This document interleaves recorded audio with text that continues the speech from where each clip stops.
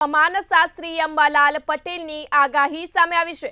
હવામાનને લઈ તેમના દ્વારા આગાહી કરવામાં આવી છે। રાજ્યમાં કમોસમી વરસાદની તેમને આગાહી કરી।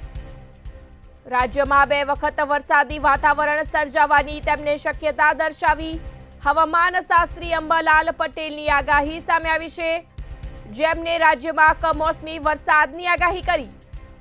24 થી 28 ફેબ્રુઆરી દરમિયાન કમોસમી વરસાદ પડી શકે છે।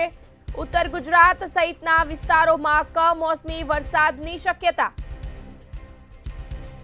કેટલાક ભાગોમાં વાદળછાયું વાતાવરણ અને વરસાદી છાંટા પડશે, જ્યારે માર્ચ મહિનાની શરૂઆતમાં પણ કમોસમી વરસાદની આગાહી કરવામાં આવી।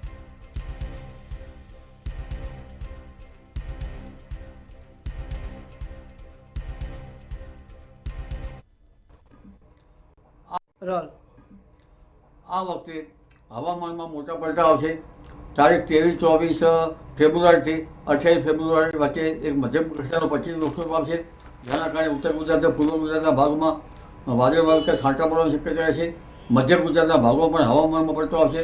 રાજ્યના અન્ય ભાગમાં પણ વાદળવાળું રહેવાની શક્યતા રહેશે। તારીખ 10મી